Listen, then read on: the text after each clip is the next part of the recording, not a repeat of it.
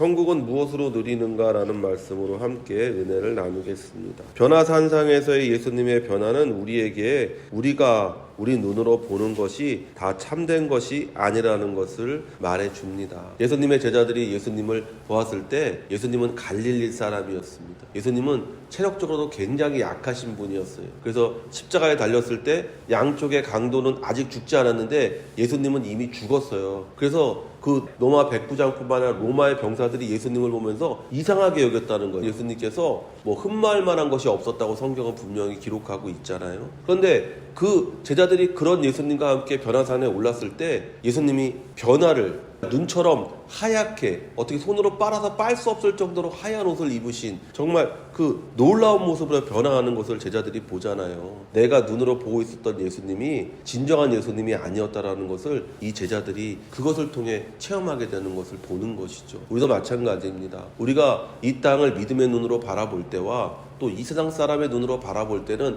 전혀 다른 세계로 펼쳐지게 되어져 있는 거예요.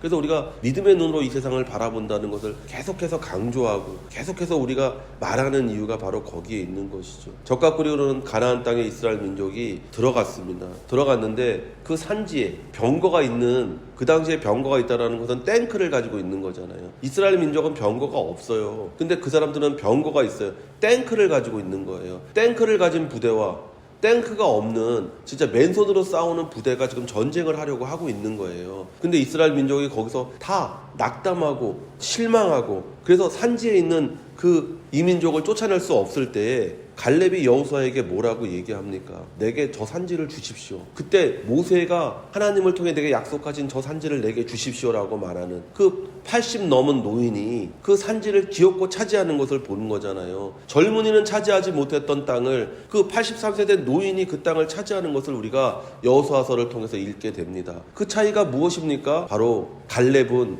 믿음의 눈으로 그 땅을 바라보았다라는 거예요. 어려움을 겪고 힘든 일을 겪고, 오늘 예수님께서 말씀하시지 않습니까? 네 앞에 산이 있는데 네가 겨자씨만한 믿음, 겨자씨라는 건 눈에 보이지 않을 만큼 아주 작은 것을 말하는 거잖아요. 그런 정도의 믿음만 가지고 있으면 그 산을 옮기우라 하면 산이 옮겨지게 될 것이다 라고 예수님께서 말씀하시는 것을 우리가 오늘 읽잖아요. 여러분은 이 세상을 어떤 눈으로 바라보고 계십니까? 세상 사람과 똑같은 눈으로 바라보고 있으면 어렵다, 힘들다, 죽겠다, 망한다, 이런 것들이 우리 입에서 계속해서 나오게 되는 것이죠. 그러나 우리가 믿음의 눈을 바라보게 되면 내게 기회가 있고 하나님이 나와 함께 하심으로 내가 마침내 하나님이 원하시는 것을 이루게 된다라는 그런 긍정과 적극적이고 창조적인 말을 하는 사람으로 변하게 되는 것을 우리가 발견하게 되는 것이죠.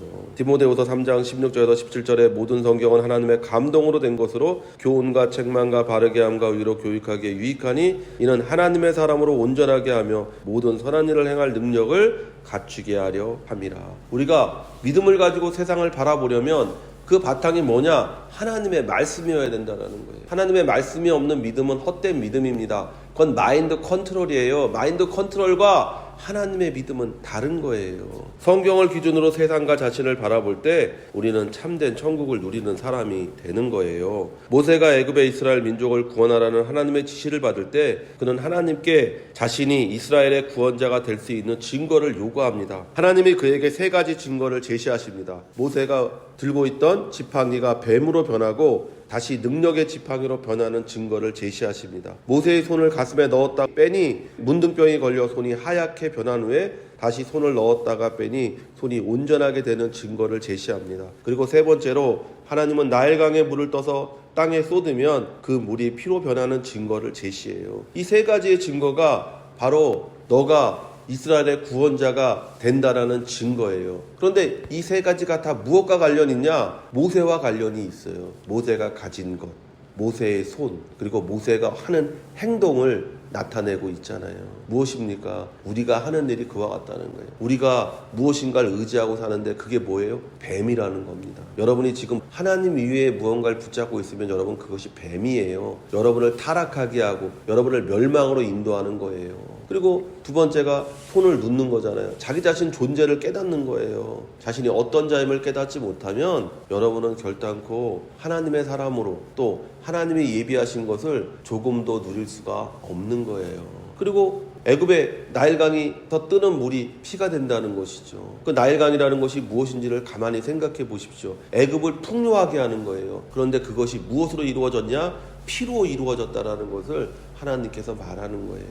여러분, 여러분이 세상에서 성공하려고 하고 여러분이 세상에서 부자가 되려고 할 때 여러분의 손엔 피가 묻는 거예요. 하나님이 주시는 것으로 만족하고 하나님이 부어주시는 것으로 여러분이 채워진다는 믿음을 가질 때 참된 부요와 참된 명성과 참된 성공을 체험하는 사람이 되는 줄로 믿습니다. 우리는 이 세 가지 증거를 통해 나의 환경과 세상이 이미 죄와 범죄로 인한 피로 가득 찬 나와 세상을 볼 수가 있는 거예요. 그러므로 회개 없이 천국을 누리는 일은 결단코 없습니다. 우리가 17장 읽을 때 첫 번째 이야기가 뭡니까? 변화사랑에서의 예수님의 변화, 즉 믿음의 눈으로 바라본다는 거예요. 두 번째는 뭐냐면 엘리야에 대한 이야기를 하잖아요. 왜 엘리야가 와야 합니까? 라고 제자들이 물으니까 예수님께서 이미 엘리야가 왔다라는 거예요. 그러니까 엘리야가 누구냐? 세례 요한이다. 세례 요한이 하는 말이 뭡니까? 회개하라, 천국이 가까이 왔다는 거잖아요. 이 믿음의 변화를 체험하는 길은 오직 회개밖에 없다라는 것을 예수님께서 말씀하고 계신 거예요. 그러니까 나와 세상을 아는 것이 가장 중요한 거예요. 이걸 깨닫지 못하면 회개하지 않는 것이고, 회개하지 않으면 믿음의 눈으로 세상을 바라보는 일은 결단코 일어날 수가 없는 것이죠.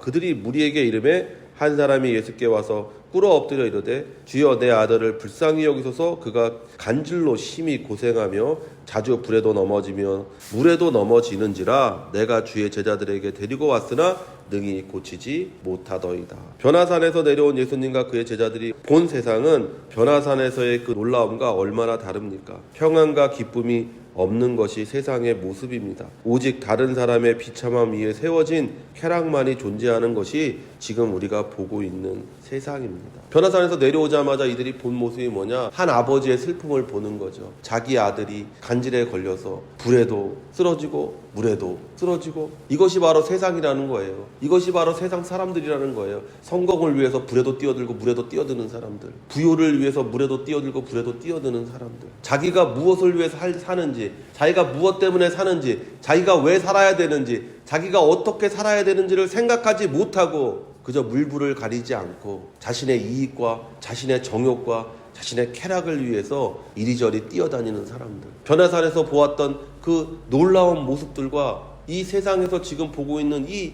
처참한 모습을 성경이 강렬하게 대조하고 있잖아요. 여러분은 지금 어느 곳에 있습니까? 예수 그리스도와 함께 변화산에 계십니까? 아니면 이 아버지와 같은 마음으로 이 세상을 살아가고 계십니까? 많은 사람들이 그런 세상을 고칠 수 있다고 주장합니다. 많은 종교들이 그 문제의 해답이 여기 있다고 주장합니다. 여러분 보십시오. 세상이 좋으면요 정치가 필요 없어요. 세상이 좋으면요 종교가 필요 없어요. 세상이 좋으면요 철학이 필요가 없어요. 이렇게 해야 사람이 더 행복하다는 거예요. 이렇게 해야 사람이 더 좋게 산다는 거예요. 그러나 아무도 그 어린아이를 고칠 수 없었다고 성경은 기록하고 있다니까요. 마가복음 9장 14절에 이에 그들이 제자들에게 와서 보니 큰 무리가 그들을 둘러싸고 서기관들이 그들과 더불어 변론하고 있더라. 마가복음의 병행 구절이거든요 이게. 근데 거기서 뭐냐면 그 아이를 둘러싸고 앉아서 지들끼리 말싸움하고 있는 거예요. 그 아이를 고쳐주는 게 아니라, 그 아이를 국률이 여기는 게 아니라 서로 앉아가지고 싸우고 있는 거예요. 이렇게 해야지 고친다고, 이렇게 해야지 병이 낫는다고 지들끼리 싸우고 있어요. 아무것도 해주지 못했어요. 세상의 어떤 종교도, 세상의 어떤 철학도, 세상의 어떤 정치 이념도 여러분을 조금도 행복하게 하거나 여러분을 조금도 고쳐줄 수 없어요. 왜 변하지 않습니까? 사람이 변하지 않는데 세상이 어떻게 변합니까? 이기적인 인간이 변하지 않는데 어떻게 세상이 변합니까? 정욕에 가득 찬 인간이 변하지 않는데 어떻게 세상이 변합니까? 그래서 많은 종교들이 고칠 수 있다고 주장하고, 많은 철학들이 이렇게 하면 너희가 더 행복할 거라고 말하지만, 그 종교로, 그 철학으로 한 사람도 행복할 수 없었고 한 사람도 변화된 사람이 없어요. 성도 여러분, 그냥 변론할 뿐이에요. 그냥 다투고 있을 뿐이에요. 병든 자를 둘러싸고 아픔을 동정하고 치료하는 것이 아니라 변론하고 다투고 있었다는 거예요. 세상은 당신의 아픔을 동정하지 않습니다. 그리고 그 아픔을 치료해 주지 못합니다. 세상은 당신의 고통과 어려움을 해결할 방법을 가지고 있지 않아요. 예수께서 대답하여 이르시되 믿음이 없고 패역한 세대여 내가 얼마나 너희와 함께 있으며 얼마나 너희에게 참으리요 그를 이리로 데려오라 하시니라. 이에 예수께서 꾸짖으시니 귀신이 나가고 아이가 그때부터 나으니라.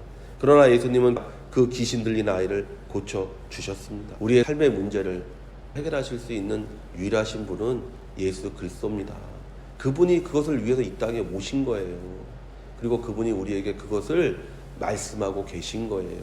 여러분이 그 소리에 귀 기울이지 않으니까 여러분의 삶의 문제와 여러분의 인생의 어려움과 환난 가운데서 구원받지를 못하는 거예요. 우리가 그 병자를 고치지 못하는 이유를 예수님은 믿음이 없고 패역한 세대이기 때문이라고 말씀하고 계십니다. 우리가 천국을 누리는 방법이 여기에 있습니다. 믿음을 갖고 그 믿음의 말씀에 순종하는 길을 사는 것이 바로 천국을 누리는 길입니다.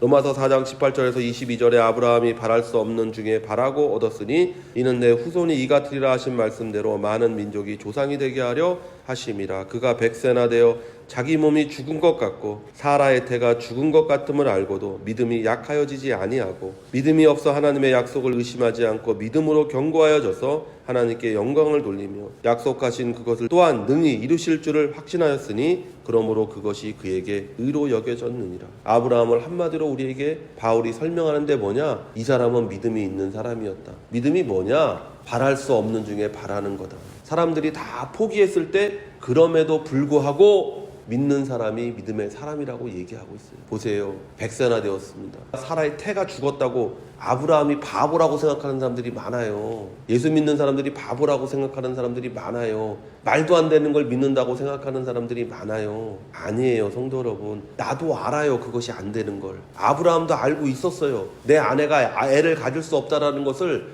아브라함도 알고 있었어요. 과학적으로도 알고 있었고 지식적으로도 알고 있었고 다 알고 있었어요, 아브라함은. 그런데 아브라함의 특징이 뭐냐? 하나님의 말씀을 붙잡았다라는 거예요. 그럼에도 하나님의 말씀을 붙잡고 믿었다라고 바울이 우리에게 얘기하는 거예요. 사람들이 여러분을 바보로 알아야 돼요. 세상 사람들이 여러분을 보면서 야 바보야 끝났어, 야 바보야 끝장났어, 야 바보야 망했어, 그게 안 보여? 왜 이렇게 미련을 가지고 있어 이 바보야, 포기해, 이제 끝났어 라고 얘기할 때도 여러분이 아브라함과 같은 믿음을 가져야 돼요. 아니야, 하나님이 날 살려주실 거야. 하나님이 이 자리에서 다시 시작하게 하실 거야. 사라의 태가 다쳐서 애를 낳을 수 없는 몸이었는데도 아브라함이 그 믿음을 가졌기 때문에 애를 낳을 수 있었던 것처럼 여러분의 길도 그와 같은 믿음의 길이어야 될 줄로 믿습니다.